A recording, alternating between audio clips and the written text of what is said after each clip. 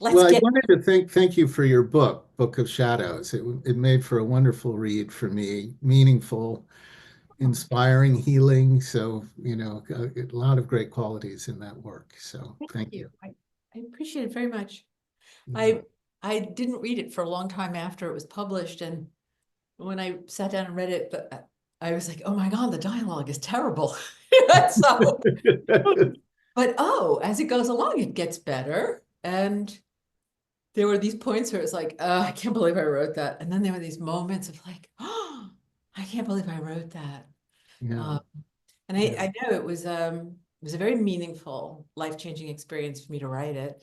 And Yeah. turns out, I mean, it was published before the age of massive internet stuff.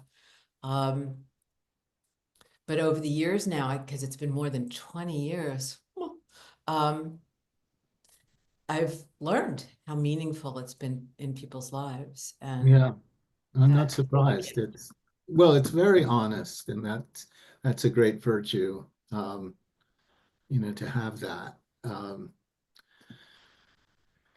Transparency about the kind of core identity and life purpose issues that it brings up, yeah, and then the structure, it works so wonderfully, I think, in terms of your personal quest and your work with the circle and the women, and then what you're experiencing in the professional world of New York. Those things balance, so are in such a great conversation with each other and in the narrative. And so I think that was a great strategy to how you did that with those things. thank you. And yeah, since you could, the style of the writing is also different, right? Because one is much more, the work life and more matter of fact, and but still personal. And then um, those spiritual experience. It was quite challenging to Yeah, no, I have can imagine. spiritual experiences, right? These I, internal. I think so. I think it's very hard to write about,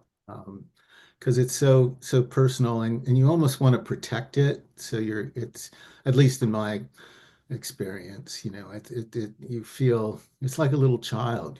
How much do you want to sort of put him or her out into the world naked like that?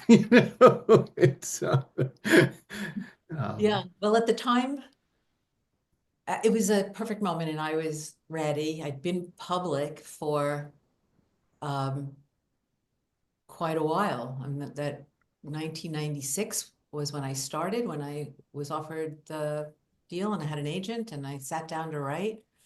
Took about a year and a half to do it. And I had been public since 1981, since almost immediately. So mhm. I was ready. I didn't understand the degree to which I would become much more public as a result, because that was a period where publishers actually put you on book tour and did publicity. And I had hired my own person Ariel Ford, who was esteemed in the New Age community, the spiritual community, which is one reason that the book was surprisingly successful. I mean, we sold about 33,000 copies in hardcover, which is half Mhm. a bestseller, and they were thrilled. And we did really well in paperback, although the timing was terrible because it literally came out on 9/11. Oh, wow. Yeah, so these things happen. But it was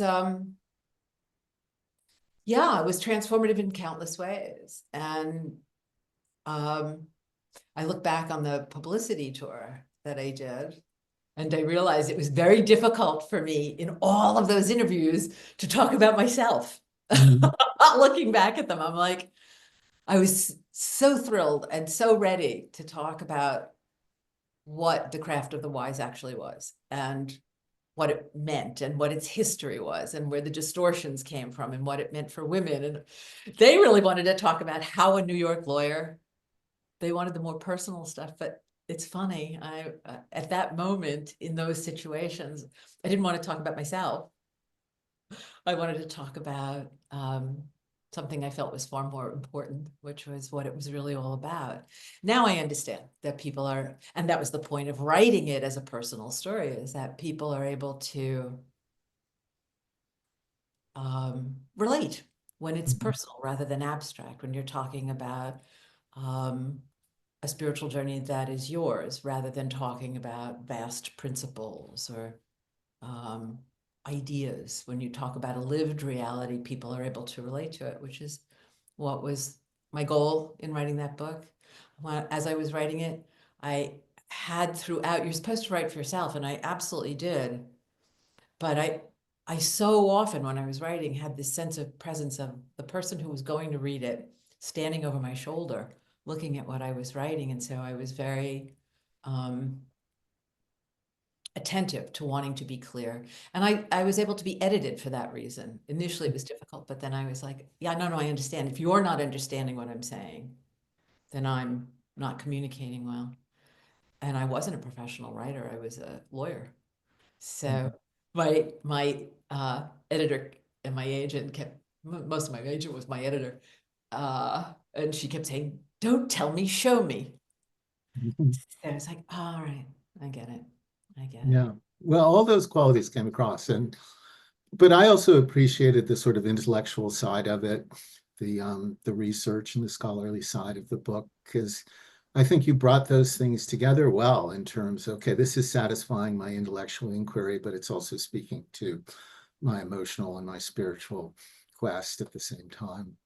I think that's essential because we are really uh,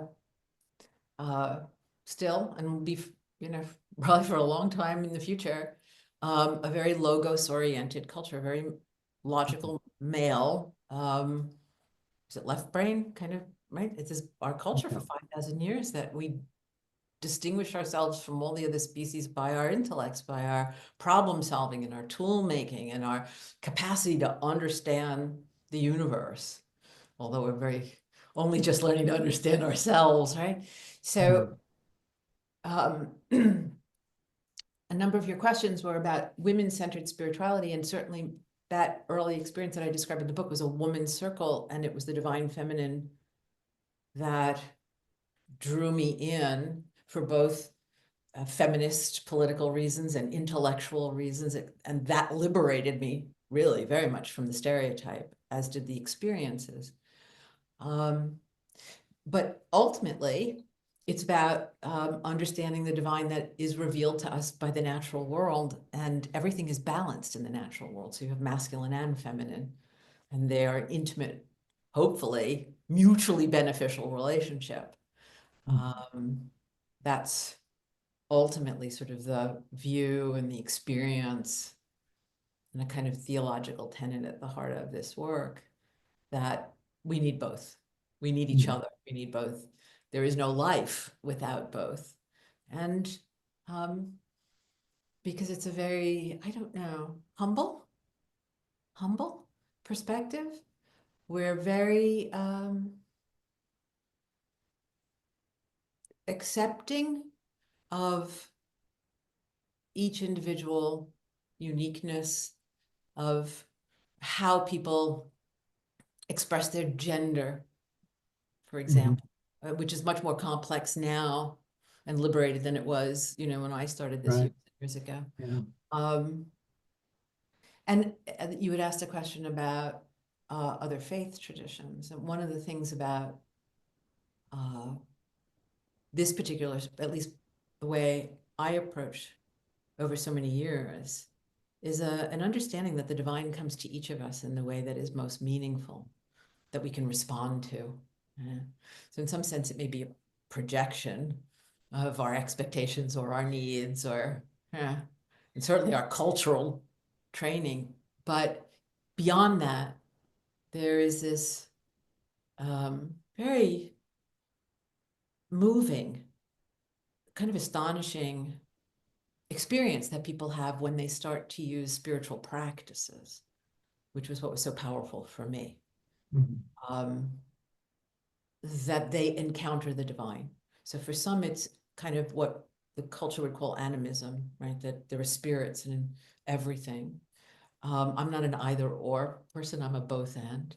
Mhm. People will encounter in extraordinary ways the presence of divinity in sort of human form, but more than sort of a, for me, that's always been a, I don't know, I'm a little tiny human, you know, it's a giant mystery. it's sort of a point of connection, that we're able to relate to something that looks like us, right? But beyond it is this vast mystery, that we, like everything in our inquisitive little monkey minds, we want to understand what it is. So hopefully we're always stepping forward to meet the mystery. Um, but the intellect is it's a marvelous part of who we are. But the question is, what does it serve? Right? Does it Right. serve structures that do damage, or does it serve life and how we sustain it and participate in it? So there's a movement right now that I find very encouraging, and it aligns very precisely with what's been shown and taught to me by the earth itself, by biologists. It's a field called biomimicry, and it's a group of biologists that study nature, and looking for how nature does things, how it creates solutions, how it creates life, how it creates all the systems that support life, in ways that don't destroy the planet. So if you, for example, they give these examples, like if you need a construction material that can be built underwater, she's done that. Shells and coral and, right? You need to understand how to build a bridge. Well, spiders are doing that, right? You need to understand how to create fabric, cloth. Well, silkworms know how to do that. So it's there's this sort of endless book of knowledge. It's not really a book, right? No. But there is this vast wisdom waiting for us that our culture has lost sight of, because you had asked about, my perspective on other faith traditions, that one of the tragedies I think of, not just Western religions, but aspects of Eastern religions, with that idea of transcendence, that this is all an illusion and that we, are meant to rise above, not to, right, that God is in his heaven. And we live in a realm fallen from grace and all that stuff. And all the faiths, all the Abrahamic faiths do have aspects of mysticism and the capacity to experience the presence of divinity. And they do have respect for the earth, perhaps not reverence, but respect as God's creation, things like that. But that's not the dominant, right, point of view. The dominant point of view is the tragic one that comes out of, the first exclusively male inventions of reality, that God is in his heaven and he's given us dominion over a planet which exists only for our benefit, that we name the animals, right? That we are allowed to make use of. And so that's how we've lived for thousands of years, and it's brought us to the brink of extinction. And I think that contemporary Wicca or witchcraft, at least the way I've practiced it and understood it, and I didn't describe it as much in Book of Shadows, but I do in my teachings. And it's kind of the subject of the book that is well overdue, the next memoir, that Indigenous peoples have always understood, because they live close to the earth, intimately close to it, right? With a clear understanding of their dependence on every aspect of it and their responsibility to take good care of it, right? Because their lives depend upon it, but also because they have practices that are really kind of universal and that our ancestors also had, that alter perception. And for me, the way I always described it was that they help you to take off the blindfold that gets tied on by history and by habit and by the reinforcement of culture and all the things that put us to sleep. And they enable us to see what's right there, to see the sacred that is actually embodied by creation, that separation that we've created with our intellects and the way we think about it is a delusion, because we lost the practices So we have these ideas, we write books about them and, Bibles and Qurans and this and that. But, and there's some measure of practice, and there's always a mystical aspect in there is always a mystical, but it's not usual within those traditions, right? It's not what everyone does. It's what a small, and in the shamanic traditions, the tools are meant for everyone. And the possibility of encounter, of revelation, and the impact that has that's for everyone.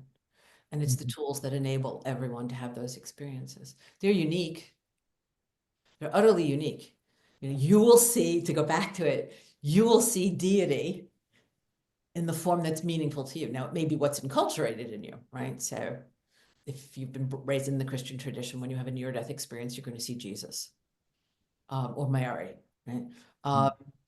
Or Buddha, or Ganesh, or right. So there is a cultural kind of projection that we do, but each of us, is very unique, and the divine sort of, I don't know, I think of us like a cup, like the Holy Grail, and our job is to sort of clear out the gunk, open ourselves up, use the practices to invite the presence to make itself known to us in the natural world through our capacity to enter what we call realms of spirit, in countless ways, which resonate for each of us. But when we do the work, what we find is that we are all traveling in the same sacred landscape. That there are these truths that we discover together. One of the most important is how the natural world embodies the divine. It really does. Yeah. So, yeah. Anyway, I've gone on. Forgive me. No, that's beautiful. The title of the work, at least as it's for the entire volume, at least as it reads now, it starts with women challenging dominant religious practices and expectations in women-centered traditions and spiritualities. So, I'm you've just speaking about sort of identifying where the divine sort of lives and makes itself known in a variety of religious practices and human history. But what is the importance of the challenge that women-centric religions are bringing to the world? How? So I'll go back, and Yeah, because you already realize I can go. yeah. No, that's great. Right. So you'll interrupt me, and pull me back onto the subject. So what I tried to share and evoke in other people was the impact of discovering the divine feminine. Also, these practices which enabled me to experience it. So she wasn't an idea, but rather Right. an experience. And that capacity to have that experience has been denied to women. You have the occasional saint or, extraordinary woman, but by and large, it's not right. It's not the norm. And the divine is rarely in Western traditions envisioned or experienced in feminine form. And so to encounter that rattles your cage and sort of breaks it. And suddenly you have a mirror in which you can see yourself in a very different way. You can see yourself as an agent of the sacred. You can see that there is within you also a capacity to experience the divine, but to also embody it. That's a journey. And usually one is like falling far short, but you get these, bits that enrich your capacity to live and to appreciate the rest of life. And it overturned, and then of course to discover the history of the witch, WICCE, which was the original word. It's a 5,500-year-old word. It goes back to the Proto-Indo-European, and a wise one, a seer of the sacred. So it was the shaman of Western culture as it moved, in fact, moved from east to west, finally sort of plunking down in the British Isles when the Saxons crossed over into England and took root there. And that's kind of the origin of contemporary Wicca, has its root in that particular shamanic tradition, although now it's interwoven with Scandinavian and Romanian and Greek, and we weave together all of these things in an effort to recover them. And over and over and over again, the common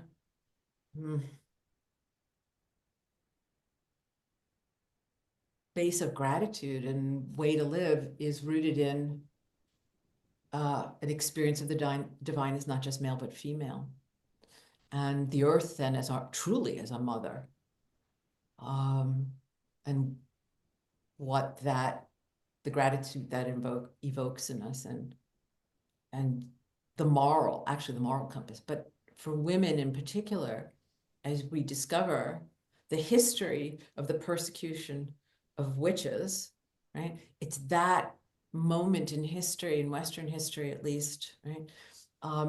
That the die was cast for women.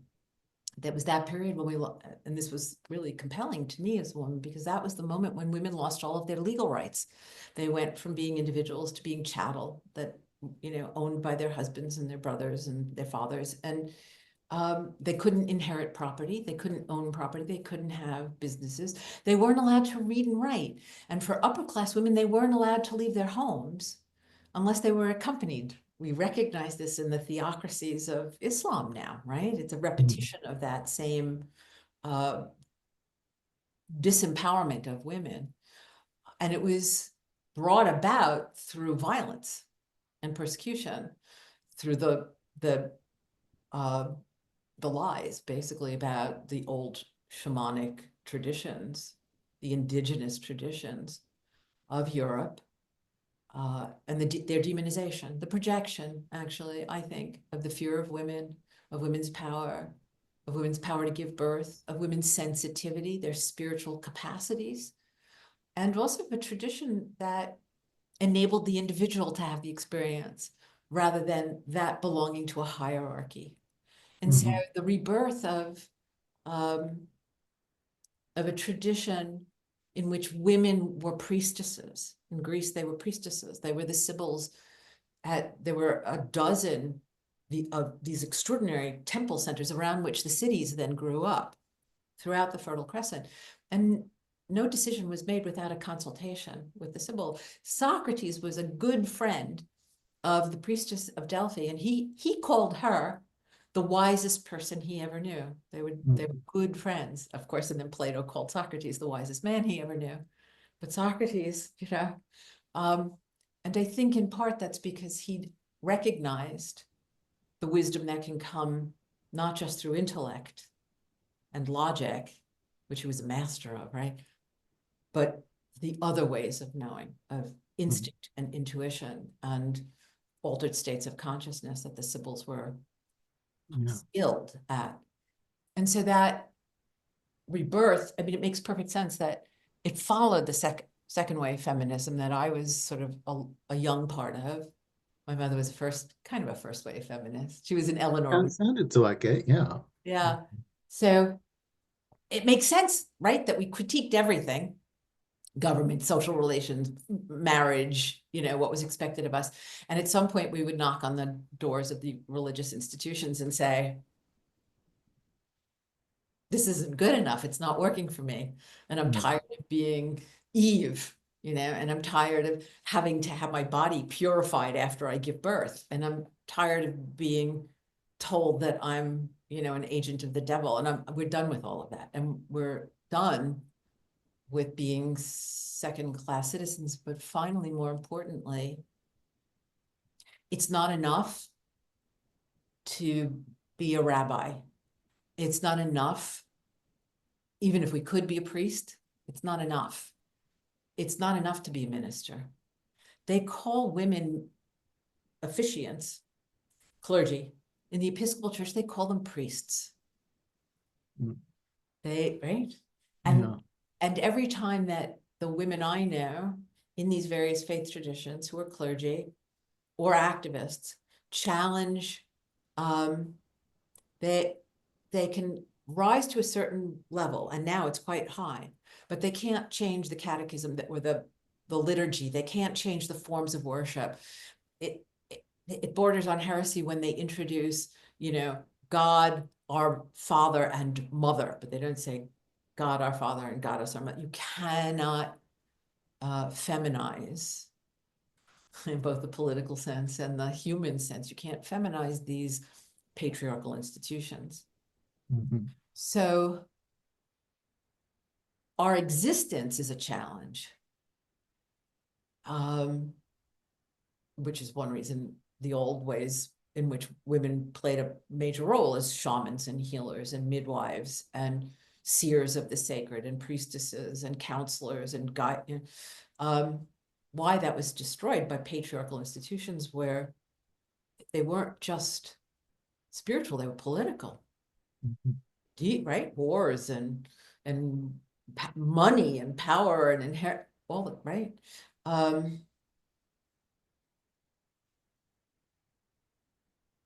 So Let me turn we this off. challenge Right. that by we challenge it with our recognition of the necessity of the divine being both masculine and feminine. Beyond is what, but you cannot have one without the other. Of the divine being embodied, because this is very much a part of women's experience. Of the recognition that the earth itself is our mother and should be treated with reverence, not just care, but reverence.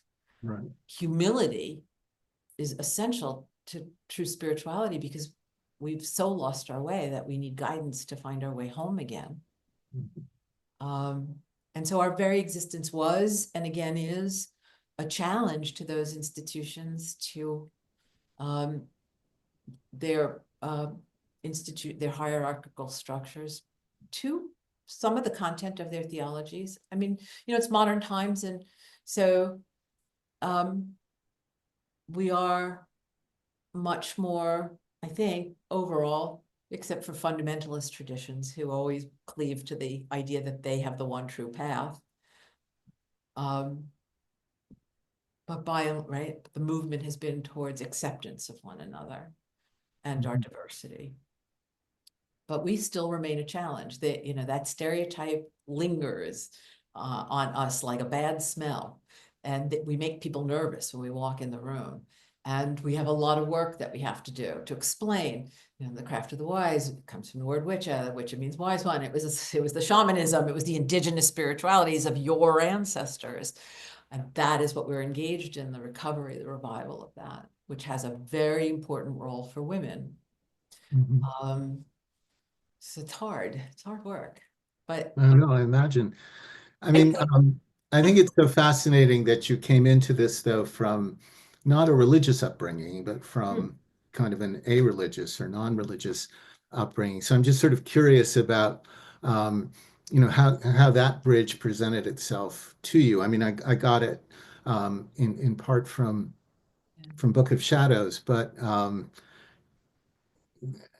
how did you come to sort of understand the problem that patriarchal and established religion was for women and for society overall, having come out of an agnostic background where you didn't actually experience patriarchal religion growing up? right. Well, I mean, you ask wonderful questions, and I don't know how much, and I can talk. So I'll do the best I can to be shorter because I know our time is limited. But I think that I was lucky because I hadn't been imprinted, you know. Mhm. I didn't have a set of beliefs that I had to rebel against or that inhibited me or that I struggled with. I have a lot of students who, women who come from Catholic backgrounds, interestingly enough, a lot. Mhm. And I have a very strong temple in Italy. And they struggle with what's been taught, the sin, right? And Mhm. the devil, and they really struggle. And I didn't have that. I had an antipathy to religion because my parents were social justice activists. They were, I mean, I recognize what's going on right now because they were truly victims during the McCarthy period. So I had a very sophisticated understanding of things.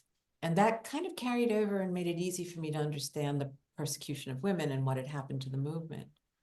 But I didn't go looking for it. It came looking for me. Otherwise, I would never have found it, right? If breadcrumbs hadn't been dropped, and I had at least enough common sense to follow them as I described in the book.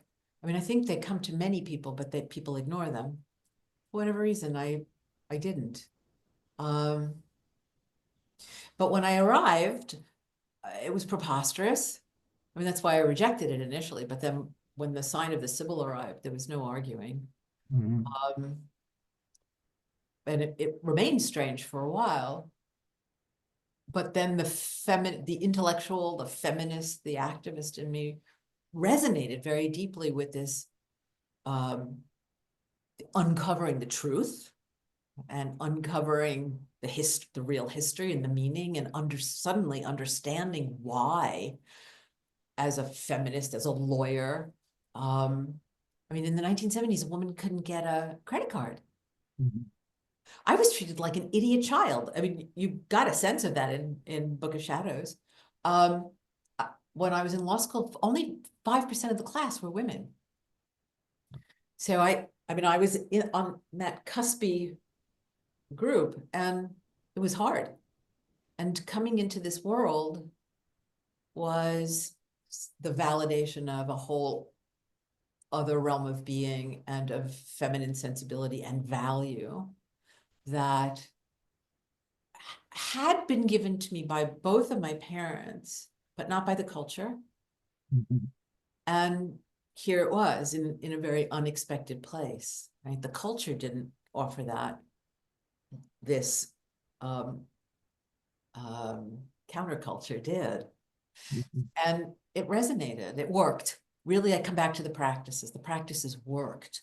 And I was impressed with the results and how it affected me and how it changed me. And my capacity to experience the truth of the world in which I lived and how I lived in it really expanded, like literally when Huxley talked about the doors of perception opening and being able to experience and see the world in a much more expanded way. It's extraordinary. And so it didn't contradict my intellectual upbringing. It just expanded it. And then I was able to bring my intellectual toolkit, my rationality, my questioning, my always wanting to question as a lawyer, my nature, to seek truth. And there was room for that. In patriarchal traditions, there's a limit on what you're allowed to question, right? You're not supposed to, it's heresy. Or you can question. In the Jewish tradition, it's an essential part of Talmudic tradition, but not women. Women were not, part of that now somewhat, but still within these patriarchally determined parameters. And here one could question, I could question all it. I still question, I question all the time. And as a result, my sense of gratitude and capacity to experience and deep reverence and my small understanding has expanded. I mean, now I used to say, and I felt it through the experiences that I had, that the divine was present in the world, in each of us, and in the natural world. And with those practices, that experience has deepened and been a revelation of greater truthfulness. That's when I mentioned the biomimicry. I feel so sorry for you that you're going to have to wind your way through all of this. I apologize. No, I'm going to enjoy it. Don't worry about that. That one of the things that the practices offered, aside from these constant sort of mystical journeys and pilgrimages and marvelous expansions of life, that don't undermine intellect, but ultimately led to an epiphany that I really sort of questioned because it was so extraordinary. It was so simple. And it was, the capacity to listen and hear and take in truths. And I heard, it's a long story, which I won't burden you with. It's the subject of the next memoir, but I heard the mother speaking, Mother Earth, and she said that she was going to share with me the principles by which she had created life, and that all living things lived according to it, except us, we humans. And the result of our failure to live according to her wisdom and her principles of creation was that we were killing ourselves and we were killing the world. And so she was going to share it with me. My job, because I'm a word person, was to share it. It took me a long time because I doubted and I needed to verify. And it was the biomimicry folks that verified what she said. There were, the usual things of interdependence and interconnection and reciprocity and balance and abundance and all that. But what she shared that I had not heard anywhere else, and that seemed so simple and yet so complex and impossible that it was hard to believe, was that all living things are essentially encoded in their DNA. They know how to live by instinct, right? We eschew that. We think that's lesser than intellect, right? Oh, instinct. But this is extraordinary, just extraordinary, that everything knows how to live. The squirrel that climbs up knows how to be a squirrel. I'm in our Florida home right now. The ibises who are out there know exactly how to live. The palm trees, the live oaks, the mycelium that are underneath this. I mean, everything that's here knows exactly how to live in the ways that will make it healthy, but also happy, that kind of, right? Or you can tell the difference between a happy plant and an unhappy plant. Right? And the remarkable thing is that this is what I call nature's magic, when life behaves according to its instinct, what's encoded in its DNA, to take care of itself in the way that it is natural, that it's meant to, right? In the ways that make it healthy and make it happy, that the result of that is that they make the world in which they live, like the immediate environment, and then expanding outward from there and overlapping with the inhabitants of the larger, that they make the world in which we all live better for all life. The biomimicists discovered this more or less at the same point that I was getting the revelation. They started to write about it, and they called it nature's secret. They called it nature's magic because it was such a simple thing and yet so extraordinary and complex. Like, how could it be? And yet through observation, that is what they saw, that living things by instinct know how to conduct themselves in the ways that, make them healthy and make them happy. And when they do that, the world is a healthy and a happy place. They create healthy air, healthy water, healthy soil, all the conditions that life requires to be. I'm like, okay, proof of divinity. Right. Absolutely. It's not a burning bush, it's the bush. Yeah. Right? But if you stop for 2 seconds and just, I've been saying it over and over again now for years, and I get goosebumps every time I say it, to think that within all of us, and most of our DNA is the same, right? Like 95% of the DNA of everything is the same landscape. And then the distinctions, what makes us unique, the species unique. But the operating principle is the same, that we know how to live in the ways that make us healthy and happy. And that when we do that, when we take good care of ourselves, we make the world better for all living things. That's exactly how you would design a system if you were a deity, right? Right. The fact that it happens organically is all the more extraordinary, right? There isn't a being with a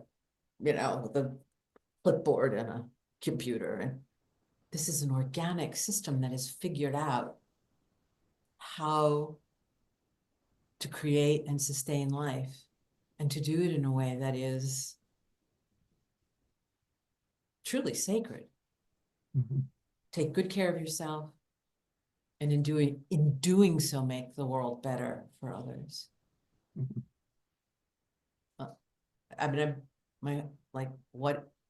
I majored in political philosophy and ethics. I became a lawyer. But, that search for the principles by which to live. And there it is. It's all around us. It's been all around us the whole time. We just have not been paying Yes, attention. it's beautiful. I'm I'm curious about when it was that you kind of realized you were a leader of a woman-centric sort of religious approach or movement, and what that kind of model of leadership of a woman-centric practice is like, and what how is it different from how does it challenge, the sort of dominant model of what religious leadership is about? I think all religious, what do I know? I mean, I've had more than the usual exposure because of my involvement, particularly with the Parliament of the World's Religions, some interfaith activities in New York City for a while. And so that's exposed me to some absolutely marvelous, amazing, wonderful people of other faith traditions, and has been a blessing. Right? And that is one of the great things about this particular spiritual perspective, that, like the truth comes to all of us in different ways. But then they could tell you more about their leadership models than I can. But from where I stood as a young woman and stand now as a old woman, the male models are very hierarchical. They're very institutional. There's a professional class of spiritual leaders, right? They are there to counsel and to help, and they usually have, unless they're right-wing Christian fundamentalists, and then you have to put quotes, air quotes around the word Christian. They are compassionate, by and large. They are compassionate beings, not always towards women, but they are, right? But the models of leadership make a distinction between the class of clergy and the congregation, I think. And they participate in institutions that tend to be hierarchical. Very paradigmatically in the Catholic Church, but not so much, okay, in Judaism or Islam. Well, we have grand mullahs and we have, rabbis of. So the leadership model of men seems to be very triangular, and also with this distinction between the clergy and the congregation, and who is therefore capable of directing the morality of the culture and how people should, and interpreting the divine for others. Mm. And at least in this particular spiritual tradition, and the way I have sought to cultivate my own growth and to share it with others, to be a priestess is to be an interpreter of experience, and of experiences of the sacred, like what sharing with you what I've perceived. But the primary role is to be the teacher of how to have the experiences yourself. Right. And so the leadership is by example, by sharing, by empowering others to master the tools, the techniques, so they have the capacity and the confidence in themselves, in their own experiences. And so it's a circle rather than a pyramid. And there's a sense that, yes, some people are more gifted at journeying or dreaming, or some people are, yeah, especially women, can be unbelievably psychic. It's just extraordinary. Some people are just remarkable with plants, or they're artists. Everybody has their gift. And my role is to help them find their gift, their purpose, why they're here, and to cultivate it, and to cultivate their capacities and their confidence, and to sort of experience whatever that thing is that gives them the joy in doing, right? that makes their life meaningful, that makes their lives healthy and happy, that when they do it is a kind of offering to all of us that makes the world a better place because each of us are here and participating. So it's a circular model. It's a model of recognition and Mhm. mirroring and empowering, enabling, and Yeah, that's great. some people are more talented than others. Some people it takes, some people they do it, once a month. Some people approach it as a congregate, rather than a shamanic like a priestess. There is a difference. I mean, so when did I know I was a leader? I still have a hard time with that word. I Mhm. I think of myself as Or a a representative, maybe. teacher. Yeah. I'll tell you quickly, because I know our time. I was asked that question in a different kind of way by a student in Italy a number of years ago, about 20 years ago. We were working together and we would take a break and we went out into we were down on the Amalfi Coast and it was stunningly beautiful. We went out into these woods and it was the fall and leaves had fallen and branches had fallen and we were hiking this path up the cliff so we could see the bay, the Isle of Capri in the distance. Oh, Mm. gorgeous, right? But the path was littered with branches, big, small. It was not a well-used path. And a bunch of my students were up in front and a bunch of my students were behind me and I was in the middle. And this person said to me, "What does it mean to be a leader?" And I didn't have an answer because I thought of myself as a teacher, but I didn't think that word. But I looked at what I was doing. While I was thinking about how to answer, I looked down, and I saw that I had this branch that I was holding, this big branch, and that I was literally like moving it as the student was standing next to me asking me this question. And I was like, well, it's obvious. So the leader is the one that clears the path, that sees Mm. what the work is that needs to be done and bends over and lifts the log and moves it off the road for those who will follow. You clear the path. And I think that's a good definition. It is, Yeah. you'll hear the word service, right? That most faith Mhm. traditions will use that word service. I think that's true leadership is that you don't even think of it. You see the task that needs chop wood, carry water, however you want to put it, that you see the task and you just go and do it. And I think if I am a leader or a spokesperson, and I am, I understand that at this point, right?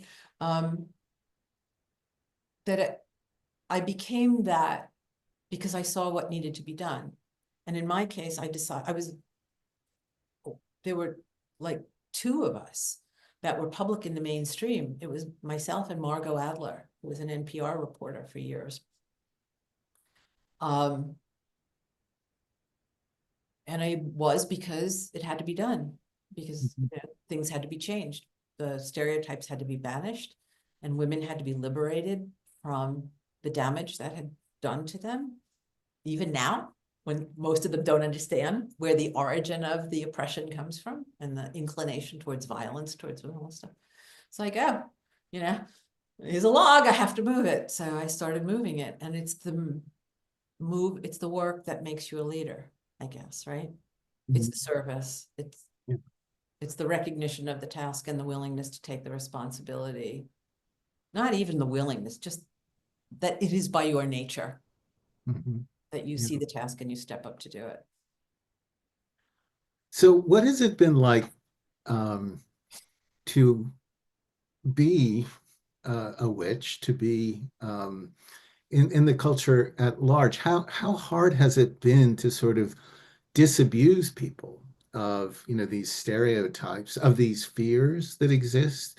Um, how what's been involved in sort of changing and understanding what witchcraft is? I mean, witchcraft has traditionally been thought of as evil. Oh, yeah. Um, Yeah. And so I'm just sort of curious about what that has involved for you, and then how that translated to your experience with the Parliament.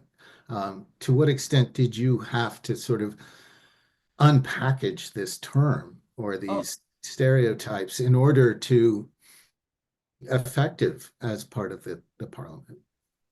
well, the first part is that, I mean, there are parts to answering that, right? So,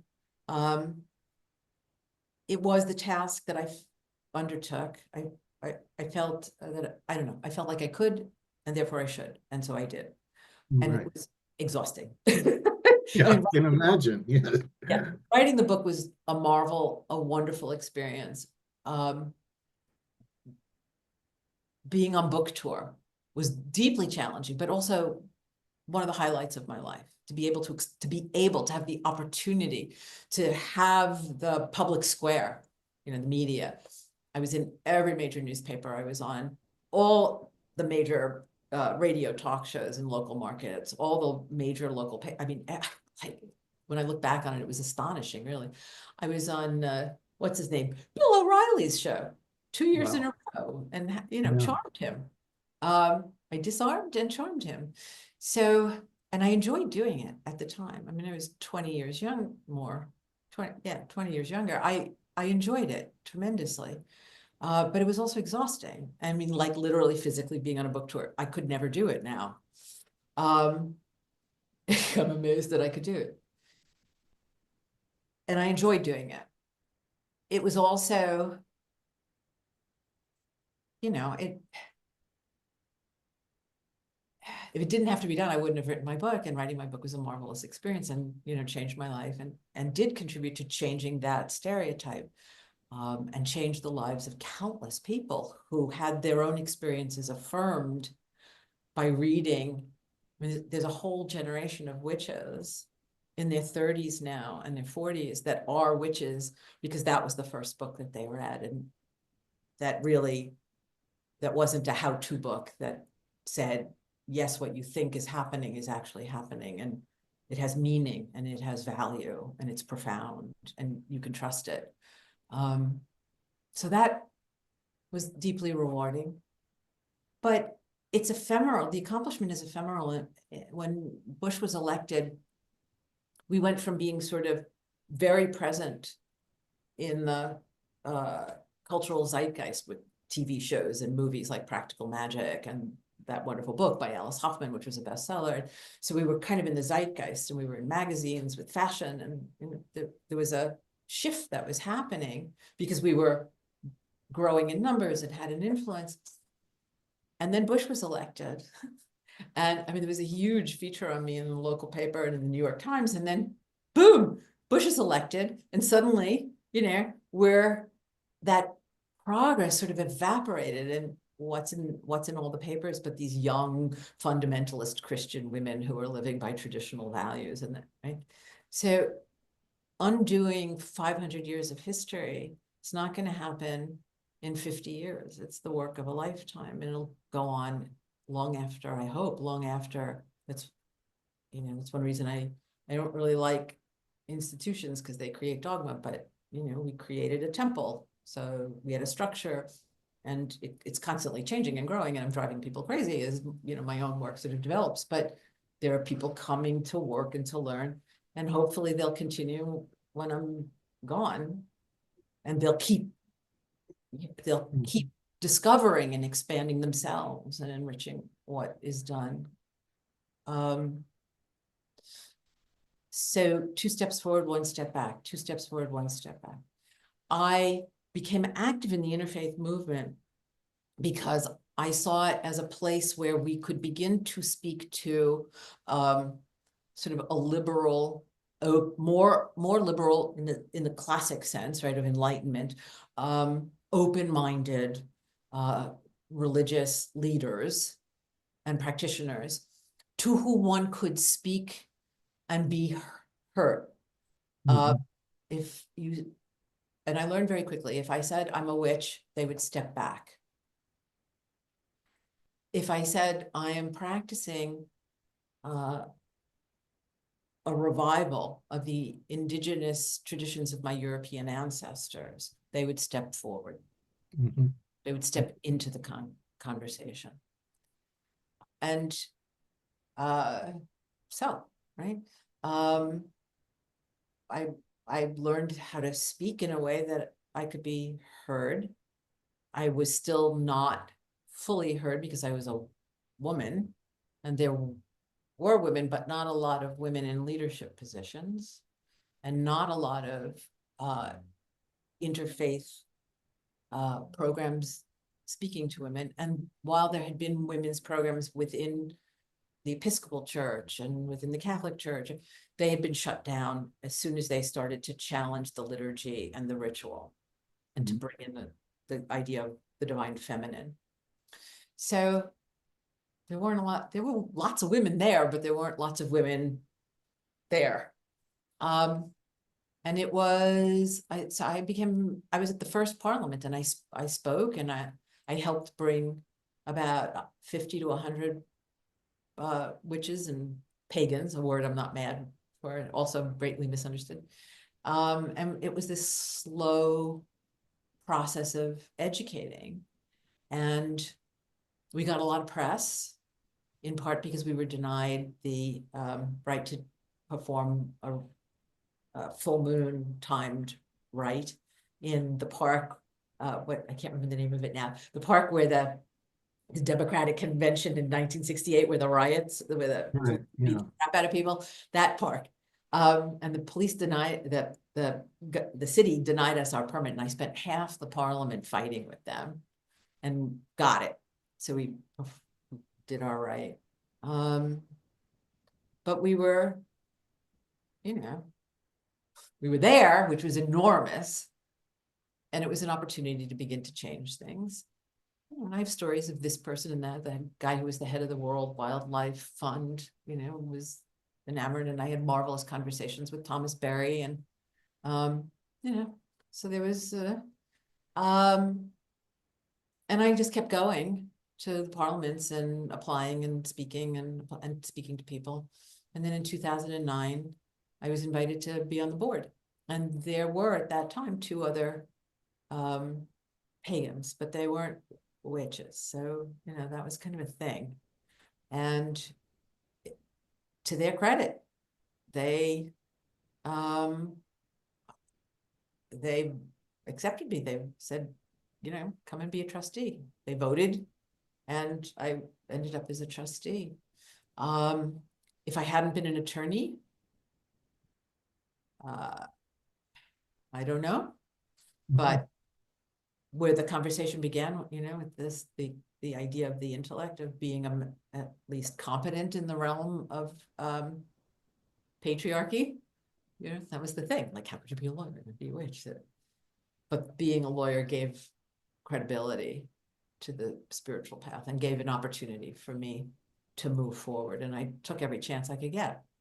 And I thought that the parliament was the right place to begin to effectuate change in people's misperceptions. I'd done as much as I could in the media, and I was continuing to write. But once you've sort of made the hit in the media, there's a kind of a difficult period where they don't want to give you access.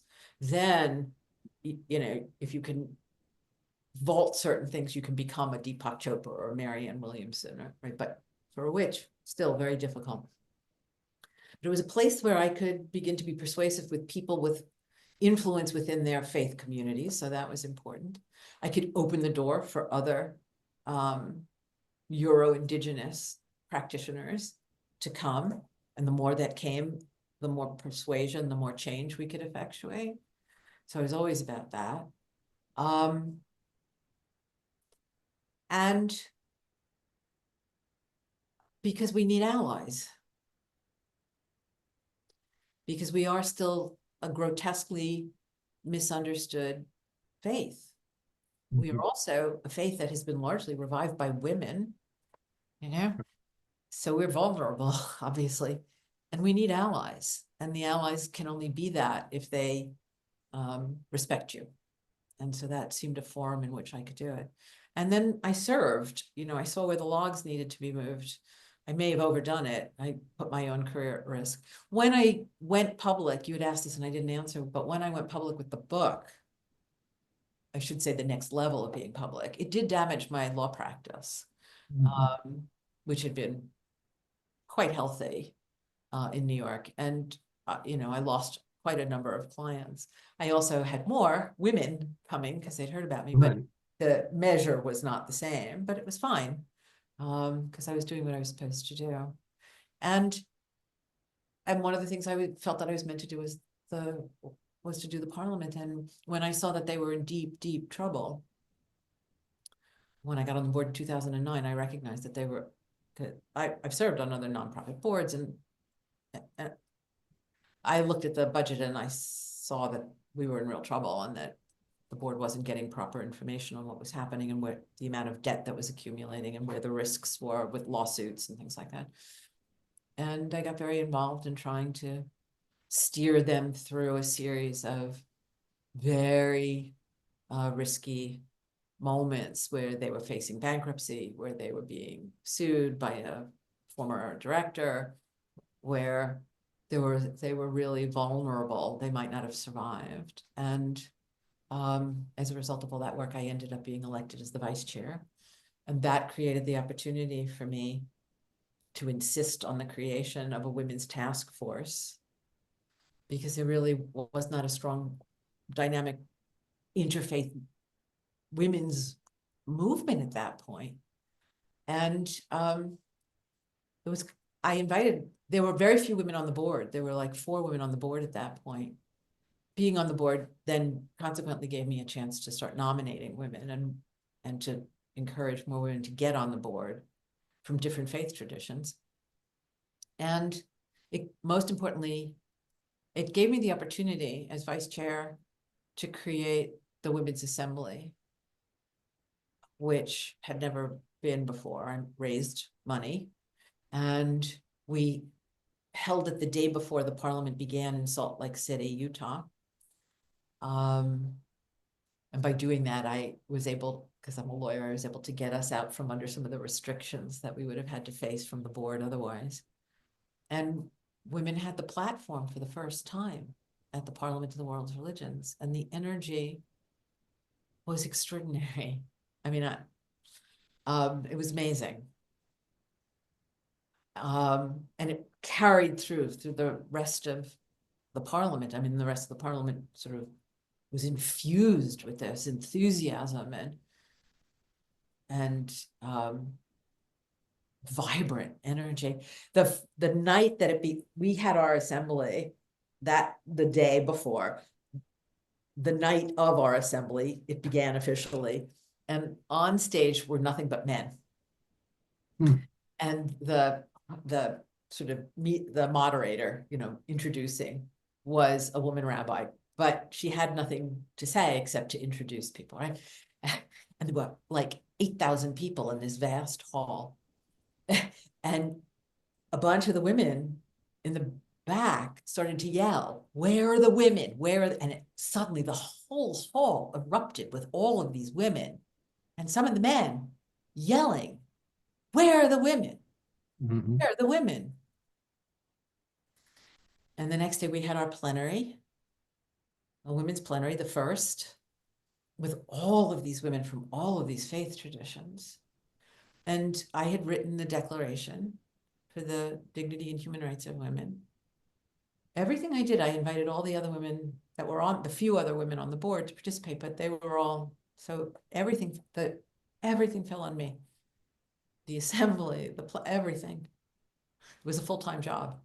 And from that moment on, there were women at the parliament, and the policy changed. And they made a conscientious effort to make sure that there were women in all of the plenaries, that there were more women on the board, that women's programming was always present, that there was always going to be, if not an assembly, at least a plenary, and there would always be women's programming. And even when I left the board for a few years, it was carried on. Different, not quite as rebellious or as wildly creative. The energy was different, but it carried on, and it will. I think in that respect, it was wonderful. Now, how much influence does the parliament have? Not as much as it should, not as much as I wish it had. I served as program chair for the 23 parliament and proposed to the board that we speak to the threat of authoritarianism. I expected them not to agree, but they did. And then I spent a year and a half, working to focus the programming on that. And every plenary spoke to it. And here we are anyway. It didn't have the effect I hoped it would. I hoped that it would be a kind of precipitating agent, awakening all of the faith communities in this country and around the world, but especially here, to the threat, and that there would be this sort of rising engagement, which I don't think happened, but you do the best you can with what you have. Yeah. Yeah. Well, it may still happen. And, so I wouldn't lose heart. In fact, the other day I wrote them I hope, a letter, wake up, suggesting that we really make an effort to follow the inspiring action of Rutgers and all these universities that are now organizing to create these pacts of mutual support and defense. And I sent their proposal that the faculty senate approved, and they sent to the provost, or the president of the university. I sent it to the board and I said, this is our model. We just changed the wording for it to be appropriate for religious faith groups. And we make clear that not all groups will have legal resources or, PR offices or capacities we certainly don't. We're always hamstrung financially. But we band together nonetheless, and we all contribute as best we can within our capacities, that we stand together. So we'll see if they do. But there are faith leaders already.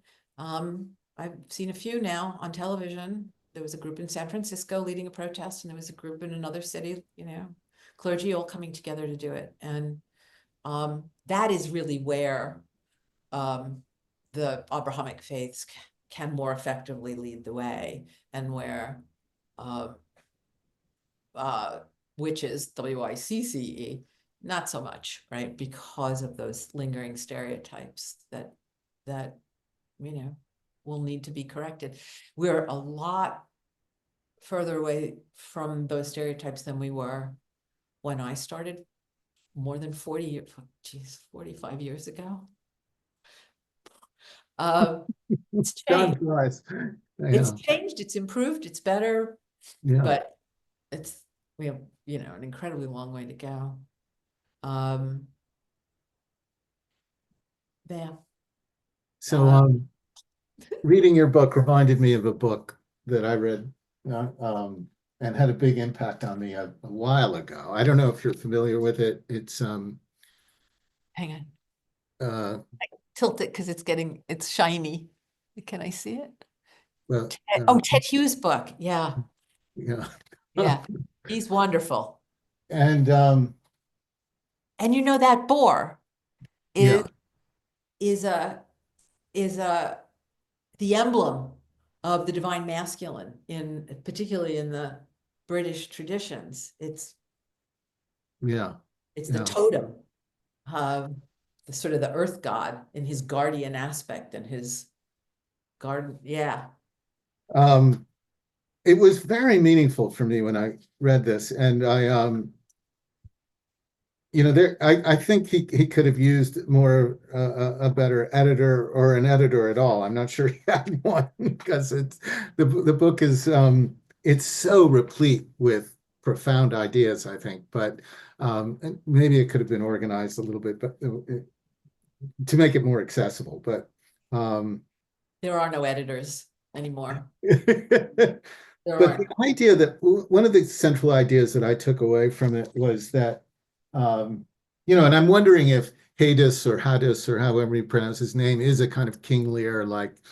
figure, in the sense that, um, so he makes the argument that, um, Lear commits, these violations of his own family, of his own world, because he's lost contact with the goddess. He's lost contact. He cannot hear the truth of Cordelia Yeah. because he's so wrapped up in his own ego and that world.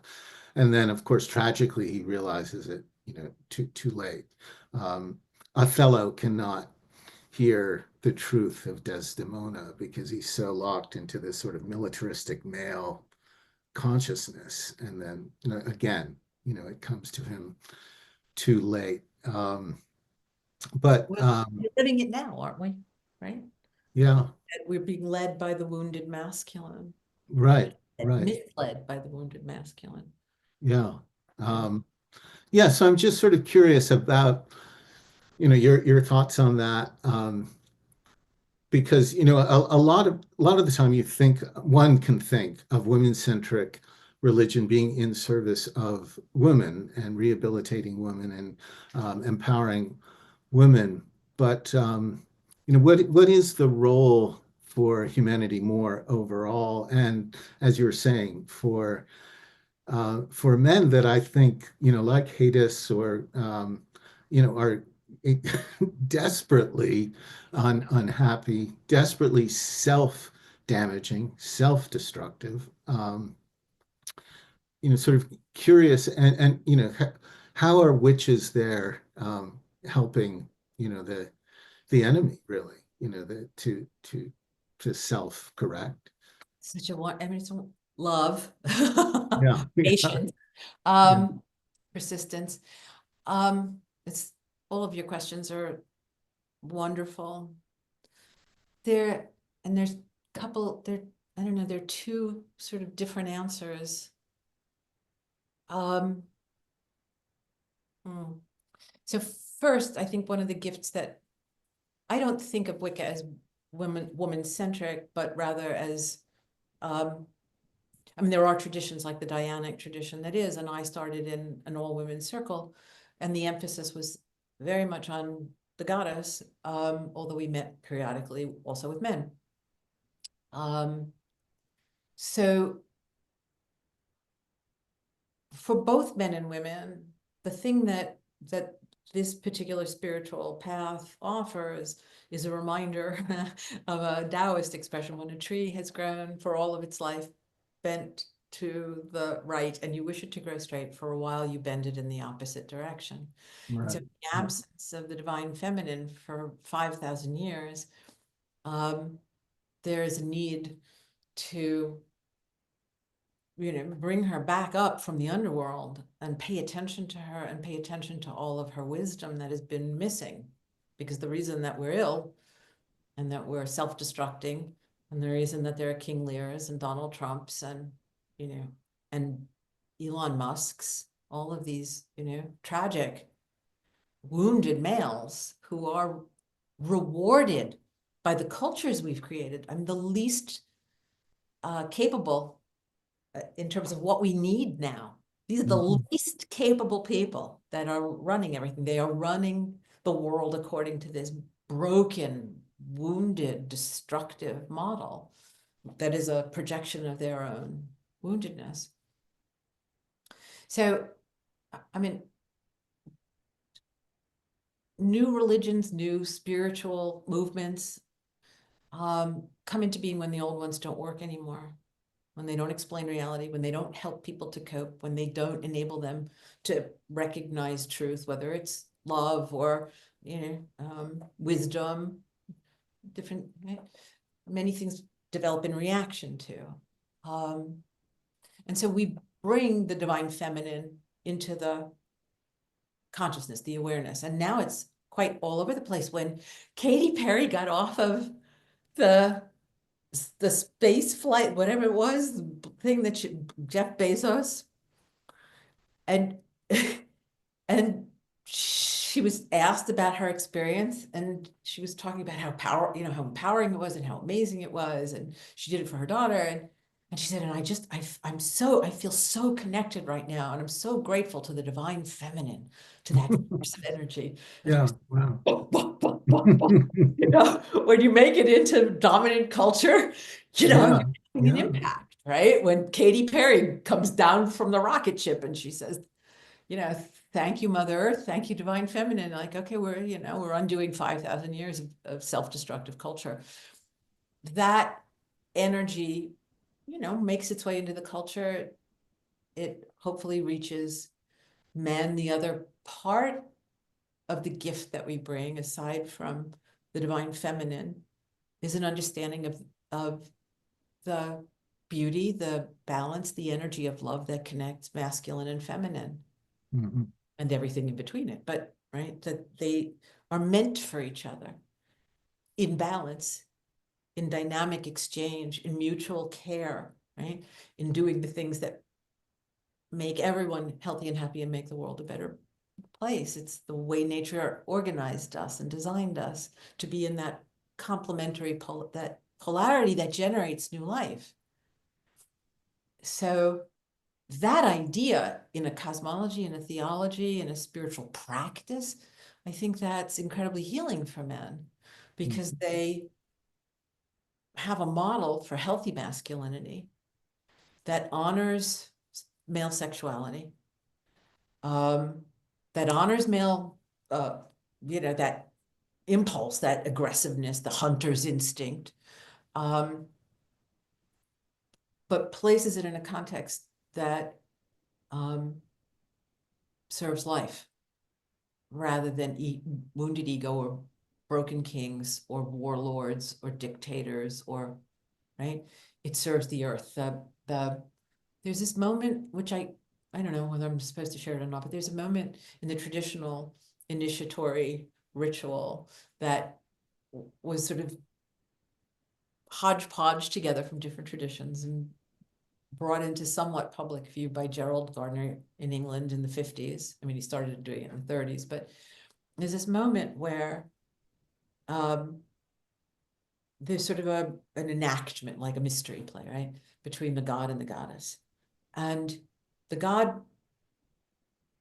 represents Thanatos, time or death, right? Hades had us that impulse, like to go and kill the animal, but that we eat the animal, not for the pleasure of killing the animal, but for the necessity of the food, right? And um, and and it's that respectful, appropriately channeled, and incredibly valuable instinct. He takes his sword, right, which is a symbol of death, but a symbol of service, and he places it at her feet. And it's profound, Mhm. because it's his power. He can take it up and use it as he wishes, but there's this moment where he understands that the purpose of his power is to serve life. Yeah, it's beautiful. And so it's a healthy masculine Mhm. that reveres, the instinct of a healthy masculine energy, and that healthy masculine energy understands itself as the guardian of life, as the protector of life, in service to life. And that's why you see in indigenous cultures, there were usually rituals, before the hunt, there would be rituals honoring the spirit of the animal and asking it to offer itself. And then afterwards giving thanks to it and not wasting anything, using everything. Mhm. So I think, I think it's true, because more and more men, after almost 100, well, 75 years now of this being public, more and more men are coming and participating. Fewer than one would like, because we do put a thumb on the scale of the feminine. So there has been a movement for a lot of men who are interested in this into sort of ethnic revivals, Mhm. heathenry, or the Celtic traditions or the Hellenic traditions or things like that. But okay, good. It's all useful.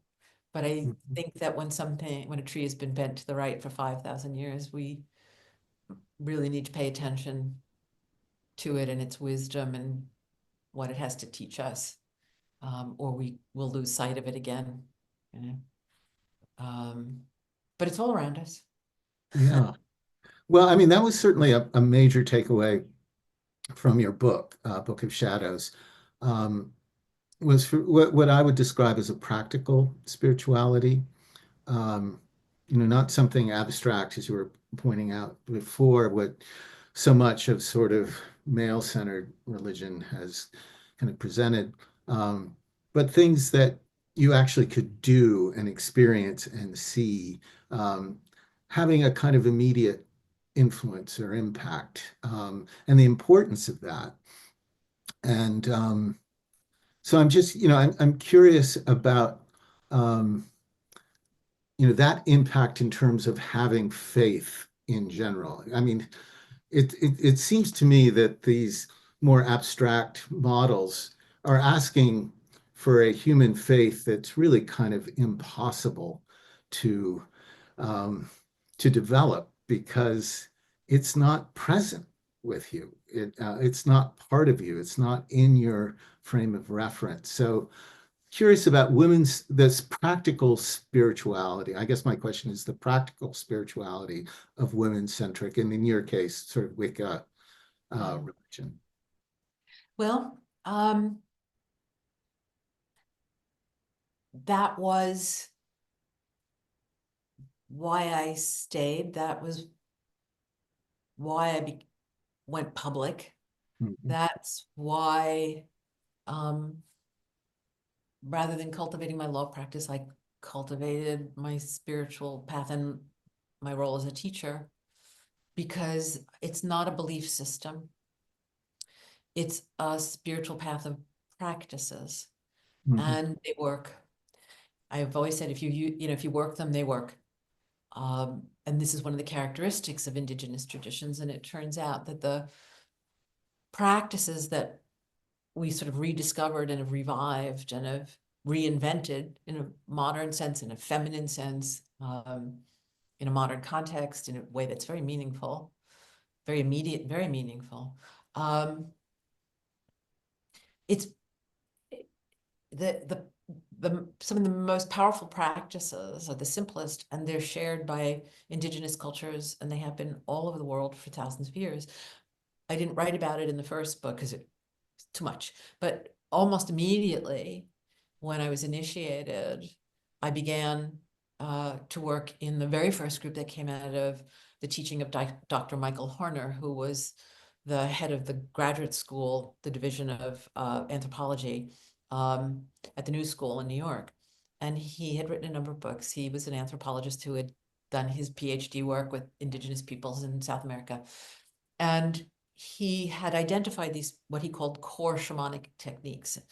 And the most important one was the use of drumming at a pretty persistent rhythm, approximately 200 beats a minute, which we actually were able to sort of test many years ago, and discovered that the brain responds with a theta wave, which is a longer, slower, deeper wave than alpha, which is what's produced with most meditation techniques. And it's a visionary state. It's that opening of the doors of perception. It works. It's utterly simple, and it doesn't require drugs, and it doesn't require elaborate ritual, and it doesn't require belief. It requires, you know, turning off the critical mind and allowing uh, the instinctive, the intuitive mind to simply experience. And when you do it with others, it's remarkable. The shared experiences, the information that you're given. And it was used by Europeans, it was used in Greek culture, in Egyptian, you see the women with the drums. It was used throughout the Celtic, you know, Scandinavian, the Sami shamans in the 1850s, they were still hanging the Sami shamans when they would find them with their drums. Um, Throughout Eurasia, South America, North America, Korean shamans, Japanese shamans, Mongolian, they all use the drum to alter consciousness, and it works.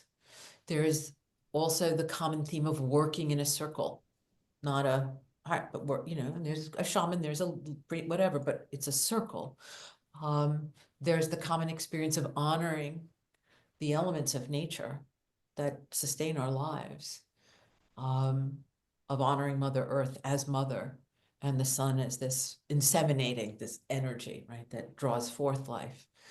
There are there's a common experience of the earth as teacher of deep spiritual wisdom that is particularly potent, as we call it the wheel of the year, as it changes, that each season sort of offers a very specific kind of wisdom about the nature of life in very profound and yet very accessible sort of spiritual terms. I'm speaking abstractly, but you see how the earth is embodying spirit, and you're able to experience the wisdom of that season, of that moment of life, right?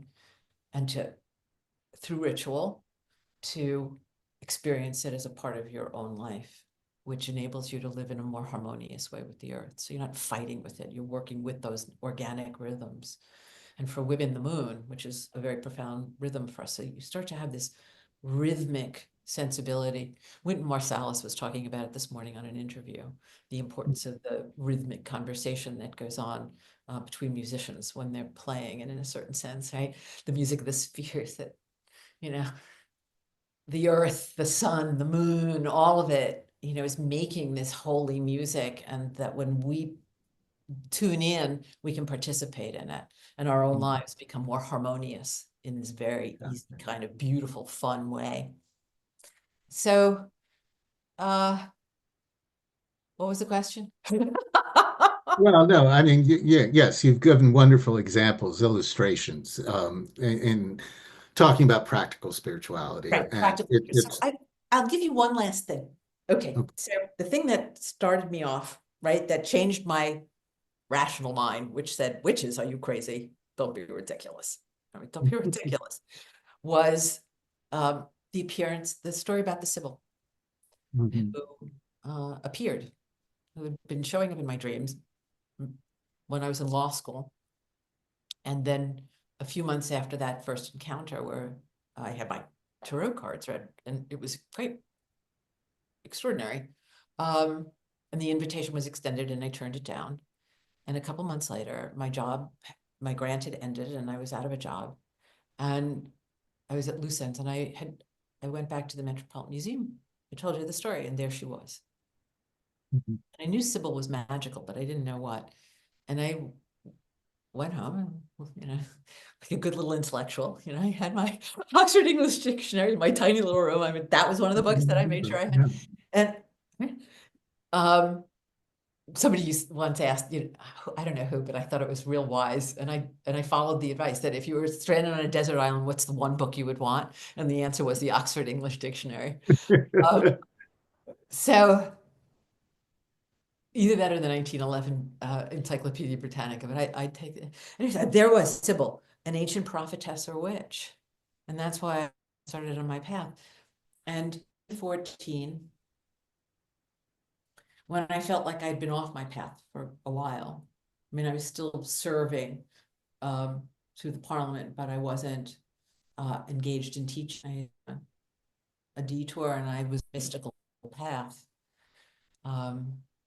which is partly the subject of this next memoir, which path led me to this message, this revelation from Mother Earth. And as a member of the board of the parliament, we were all invited because one of our board members was a board member at the Martin Luther King Jr. Collegium of Clergy and Scholars. And so we were all invited to be honored and inducted into the Collegium. And we went to Atlanta, and it was really marvelous to be in Morehouse College, and it was very moving. And we had our board meeting, and there was the ceremony. And I'm on the stage, and it's where I met a woman who subsequently became a good friend of mine, and I made sure she was at this elderly, tall, magnificent, queenly Black woman who had known Martin Luther King, and I made sure she had a very important space at every parliament that I organized. Anyway, so we were there, and we were all in our robes and blah, blah, and we're sitting on the stage, and it's hard to see out in the audience, but there was nobody there for me. I was divorced at that point. My parents had both died. One of the reasons that I had gotten divorced twice was that I had wanted to have children, and it turned out each time my husbands were not honest and didn't want to have children. And there I was. And I did not have my community at that point because I had been on my pilgrimage. I'd been in the wilderness for a while.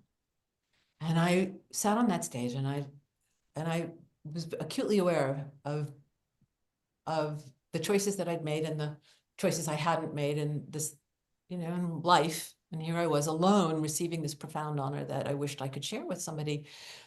And at the same time I was thinking that, I was like, yeah, but it's an honor that you haven't earned. What are you doing here? You don't, Martin Luther King, you're nowhere near. How can you be even in the same room? And if the moment came where you had to have the courage that he had, I don't know whether, certainly, he was a marvel among men, and to be honored in that spirit felt wildly disproportionate to anything that was a proper reflection of who I was or what I'd achieved. And at the same time, I felt incredibly grateful. I was feeling so intense. It ended. I had my plane ticket. We all were leaving, had my little luggage, took off the robe, folded it up, put it in, took off my Juris Doctor purple thing, wrapped it up, put it away. And I had like 3 hours. I don't want to spend it at the airport. So I did what I always did. What I did when I didn't know what to do years ago, when I didn't have a job and I was completely like disoriented, and I went to, I don't even remember the name. It was one of the art museums in Atlanta. And I left my luggage, and I start walking through, and there's a cowboy art exhibit, and I'm like, what am I doing here? And suddenly I felt this recognizable, like, energy, like I'm stepping between the worlds, like the two worlds are converging. And you do this work long enough, your senses become acute, and I felt myself being drawn, and I allowed myself just to go where I felt myself being drawn. And I walked over this walkway over a huge atrium, and came out into a narrow hallway lit with spotlights. And I could have gone left or straight ahead, and I just was like, turned right. It was like a tractor beam in Star Trek, right? Turned right. And at the end of this hallway, this slightly, dark, kind of dramatic hallway, underneath one spotlight was the Libyan Sybil. Oh. And I thought to myself, she can't be here. She's in. And then I realized she was smaller. And I walked up to her, and I spent an hour sitting there. And it was the version that William Wetmore Story had done before he did the big version. That was it, which was typical of sculptors in the 1800s. And there she was, just like the big one. And I left, and everything shifted, and I was like, yeah, I get it. That what happened today isn't about what I've already done. It's about what I have yet to do, whatever that is. It is about my making a commitment to whatever the logs on the road are, that I will do them, and that I will trust that the divine will lead me where I'm supposed to go, that she will show herself, or he will show himself, because he had, and that I should just get back to work. And that's when I insisted on the Women's Task Force and created the assembly. And wrote the Declaration like that. The last, so, you know, Fantastic. you cannot argue with, right? You can't, you're just like, you No. can't argue with that. The last thing I guess that, because I know, yeah, yeah, it's almost time to go, that, and I know you'll probably have another question, but it was quite a struggle to get the Declaration okayed in order to bring it to the Parliament. There was quite a bit of resistance from virtually all of the traditional religions, and particularly around the phrase about women's bodily autonomy. Mhm. That was the thing that triggered every single one of them. That's interesting. I wonder why. Abortion, Mhm. the right of a woman to determine whether she will be pregnant and bear life or not. Mhm. That was the, right? So I managed to, you know, get it through those very tempestuous waters. And because you had asked about like where were the challenges, and that was a huge one. Mhm. And I was able to read it, you know. It was too long. Now I would write it shorter. But you know, and then I enumerated what needed to be said and had never been said before, from a, certainly from not from a stage like that. And I wrote it thinking, here will be a document for whatever, you know, documents and statements, they're right, they're always being issued and they have no impact. And for something, for a document to have an impact, it has to have a living force behind it. And we have not accomplished that because we haven't had the funds, we haven't had the resources, we haven't had the staff, we haven't.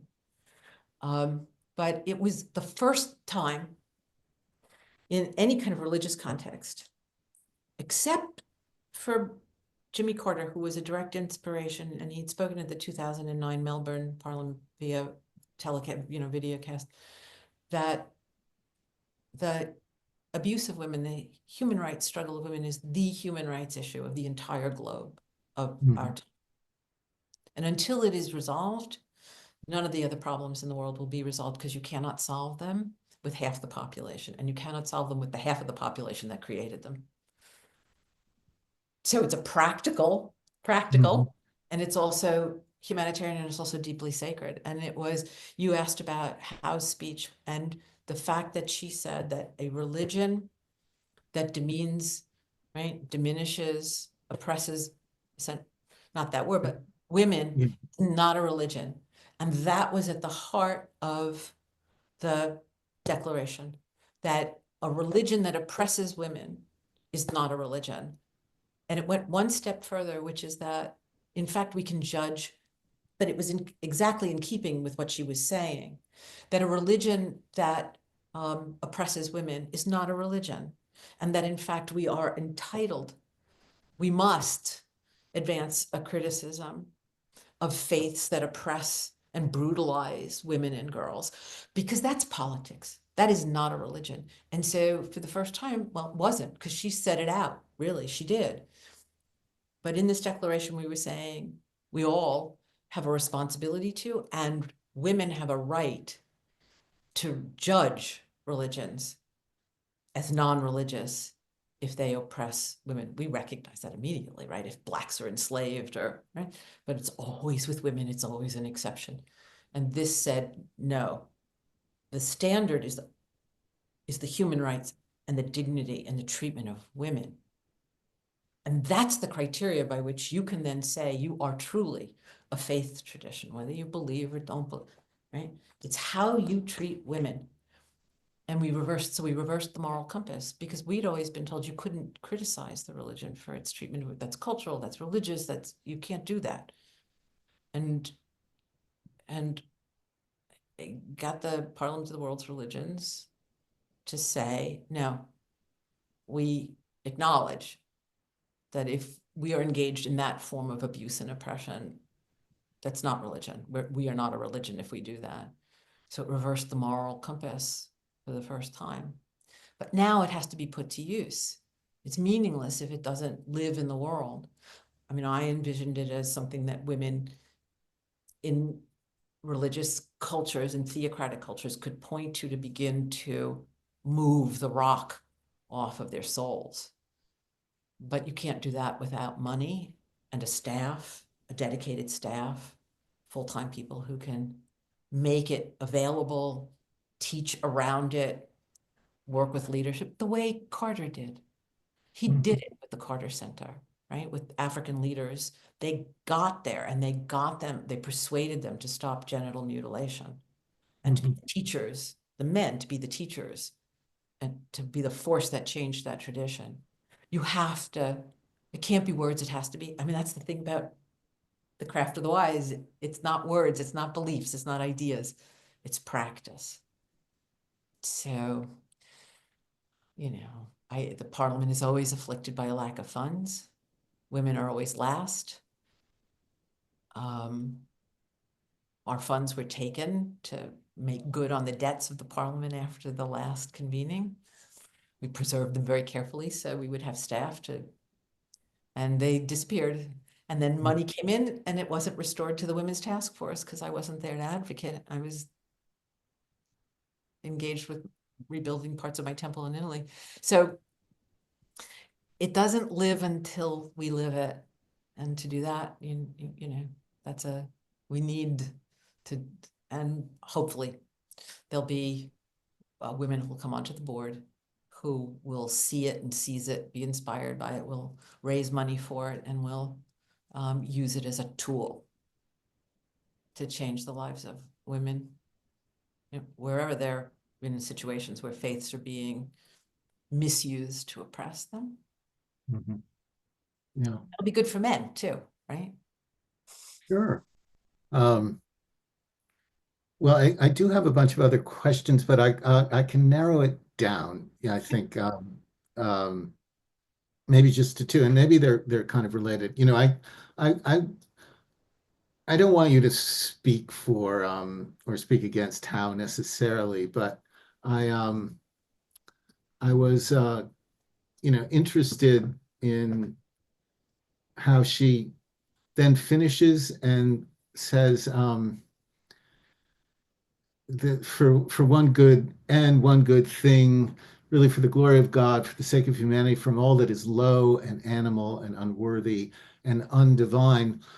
That for me, that struck a questionable note in that it almost seemed like she's getting pulled into a traditional male perspective um, that that maybe there isn't something that our earthborn, our earth-related beings are not worthy, are not, they are undivine. Um, and she did come out of sort of traditional Protestantism. Yeah. So it's not that I'm about wanting to kind of criticize Julia Ward Howe as much as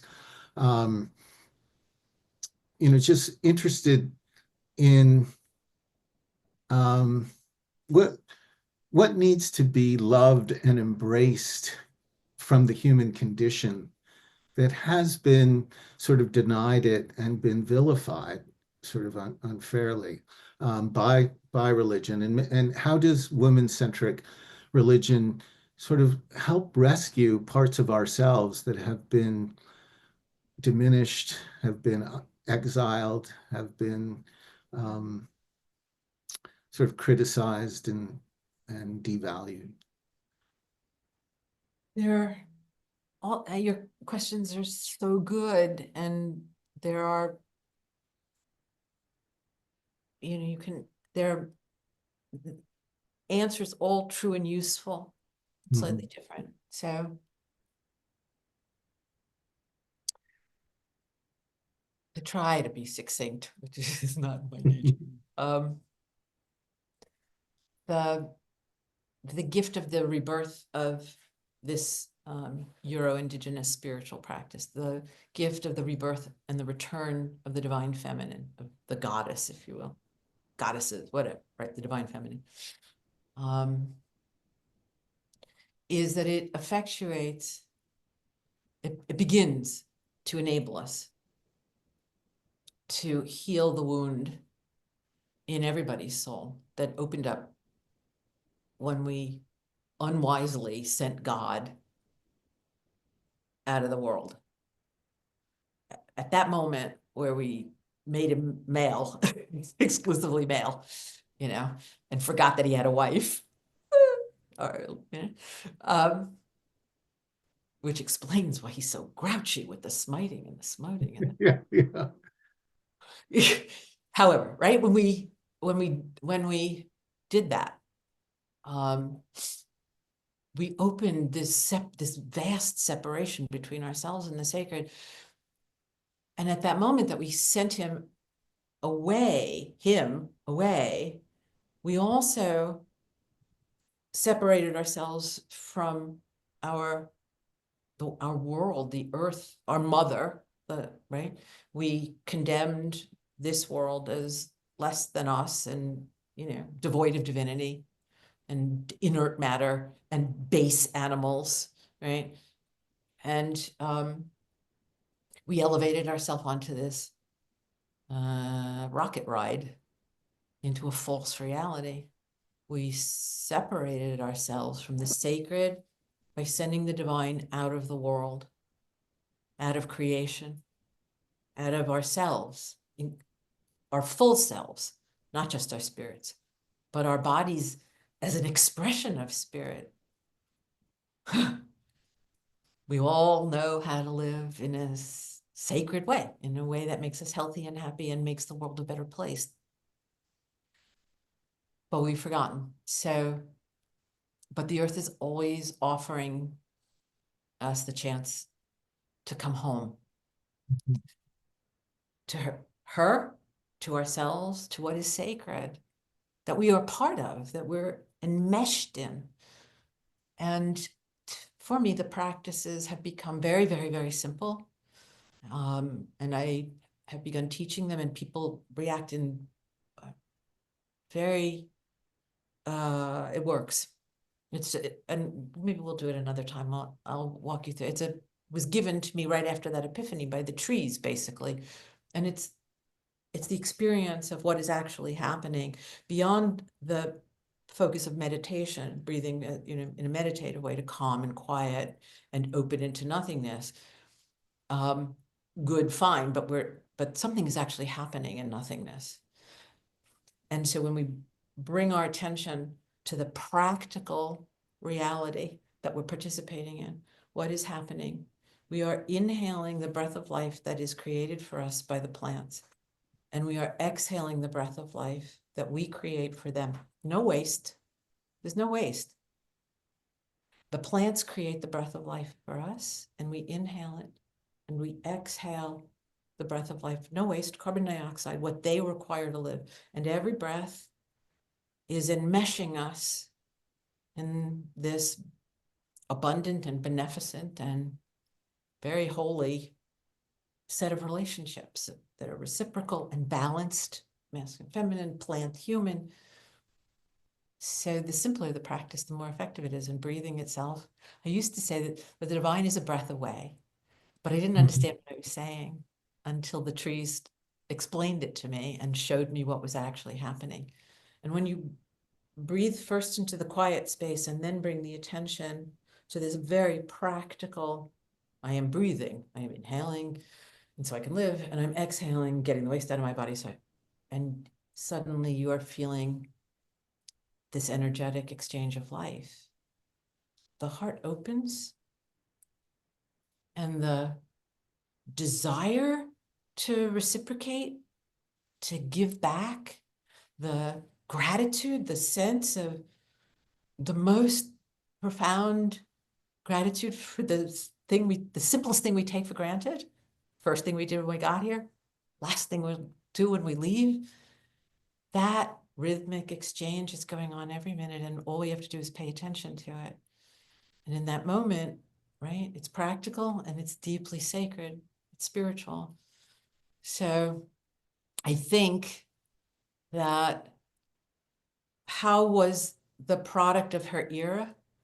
What she said about women was remarkable. The rest of it is a reflection of the world in which she'd lived and the theology in which she'd been raised. And God, and Goddess bless her for getting at least this incredibly important part of it right. Mhm. You know, now 100 years later plus, we have matured, and Yeah. things there's a more respectful, more humble, more grateful, more reverential perspective that is rooted in the embodiment of spirit, Mhm. that we're living in a sacred world and that it lives in us and it lives with us. And if we do it right, it will live in part because of us, and because we recognize we live because of it, that this exchange of this incredible blessing is constantly being offered to us. Mhm. How do you live in a sacred world? Well, when you experience, right? It's not an idea. It's like it Right. evokes this emotion, right, of the deepest gratitude. And okay, where's the log? I'll pick it up. Yeah. Tell me how to be healthy and happy in the ways that make the world a better place. And I'm in. Thank you for being in. So I Did just have that help? Was one that, final, did that answer your, yeah? beautifully. Thank you. Very comprehensively, fully. Um, just one question, and that is one final question. It's really about healing. Um, I mean, from your practice, have you come to a place where you feel that anything can be healed? Um, I was very struck by the story of Maya and the rape. I think I have that right in the book. And then was it Belladonna who had the cancer? I can't remember, Yeah, no, um, no, right, right, right. um, but has it given you, has your practice given you a conviction that there is no trauma, no violation, no horror um, that cannot be healed? I want that to be true. It all depends on us. Mhm. The world itself is the natural condition, at least for as long as we get to be here, is to heal. Mhm. I cut my finger yesterday at Habitat for Humanity. It Mhm. will heal. It might get infected, probably won't. It'll heal, right? That is the natural condition, is healing. At some point, it stops because we have to be recycled, because that's the contradiction, that it's a closed system and life feeds on life. It's the Mhm. odd thing, right? Um, and there are all these interesting moral questions around that. But um, if we are, so do I think there's a miraculous healing for cancer? If one believes in healing, I don't know. I would want that to be so. And there are many instances of that. In terms of trauma, we've all suffered too much. I think of the um, little, it's an anecdote that has stayed with me. I bought a sailboat when I had enough resources to buy a house in the country where I wrote that first book. And um, I bought this sailboat because I'd been raised on sailboats, and it was exactly what I wanted, but it had hit something.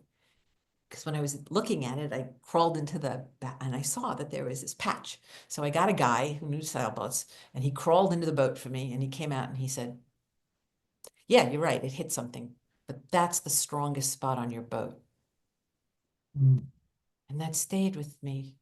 It's like the places of our injury, of our trauma, of our wounding, if we participate, if we seek healing and participate in it, um, becomes the place of greatest strength. It can make us more compassionate, right? One of the old indications of a shaman, one of the paths to becoming a healer, was that you were wounded, because you had to learn to heal yourself in order to be able to heal others. You couldn't until you had experienced your own. Mhm. So from that point of view, we don't want to be traumatized.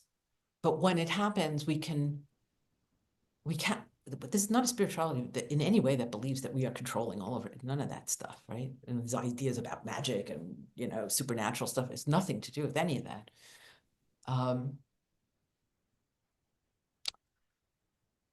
So the last thing is, when we were talking about, you were asking about men and the wound that they've suffered. I'm reminded of the Grail stories, which I spent a long time with a while ago, because there's a lot of old indigenous stuff in that, the Green Knight and all that stuff. So very quickly, the Grail King is wounded through a battle. Joseph Campbell talks about this wonderful story that he goes into a joust with a Muslim knight whose lance says Amor on it. And he pierces him in the thigh and he's bleeding. So in other words, that's the old initiatory wound in like a lot of African cultures with men. They'll open up this wound so they bleed like women, right? So this wound is open and they carry him back and forth on a leader every night into the castle and out of the castle and into the castle and out of the castle. And they bring him the Holy Grail, which is the goddess, right? In the Christian tradition, it's the cup with Christ. But before that, it's the cup is the goddess. They bring him the cup to drink from it, and he doesn't heal. Part of the story is that one reason he doesn't heal is because he's raped one of the priestesses of sovereignty. So he can't heal. But the mystery part that you rarely hear is that the point of the moment of his healing, and how, I don't remember, so maybe you'll find out, I don't remember how he comes to be told that the way for him to heal is by taking the spear and touching it to the wound. So in other words, the feminine really can't can't heal a wound that has been self-inflicted, like King Lear or Donald Trump, or there's only so much we can do. We can offer Right. love, That's great but right? insight. It's Yeah. the agency of a man taking the weapon that causes a wound and using it in a way that provides healing at the feet of life. And when he touches the spear to the wound, which is kind of very weird and magical, and there's a whole other thing about it, like that I don't know. But at that moment, he's taking responsibility for the wound he inflicted and the wound he received. And in that moment, he heals. Yeah. And then he can drink, then he can receive the blessing of the Grail. Mm. So we help each other, we offer each other, but it only works when we take responsibility for ourselves. Mhm. And then so am I hopeful? For some people, I'm not very hopeful for Putin. I'm not. No, no. I'm not very hopeful for Donald Trump. I think that there's a psychopathology that is exacerbated and rewarded by culture, and there's the culture and the nature and nurture, and you get these dreadful things. But the thing about nature is that hoarding and power and this thing that happens periodically, right? Because of the spasm of uh, unhealth, right, the destructiveness of it, it's not natural. It's unnatural, which is one reason it always breaks.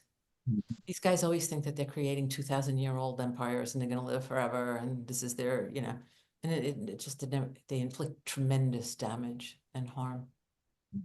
But it never works. And it always ends badly for them because they don't know how to take the spear and touch it to the wound. And Yeah. so Well, thank you that's the for three that. parts to that answer. Yeah, no, but wonderful, wonderful content. Thank you so much, Phyllis. I've enjoyed this time has passed extremely fast. You know, and Even if I it's would, just for ourselves, let's do it again because you ask yeah, wonderful questions. You give me great permission, and I can feel you receiving, which enables me to speak from my heart. And I really enjoyed this with you yeah. tremendously. Well, it was great for me to read Book of Shadows, because that was kind of like my initial introduction, so I could sort of work from that. Um, but it's been, a tremendous pleasure to be with you, Thank you. um, and there's so much health and well-being in Book of Shadows. For me, some of the issues around competitiveness and that sort of male aggressive world, and how it breaks down, that was helpful.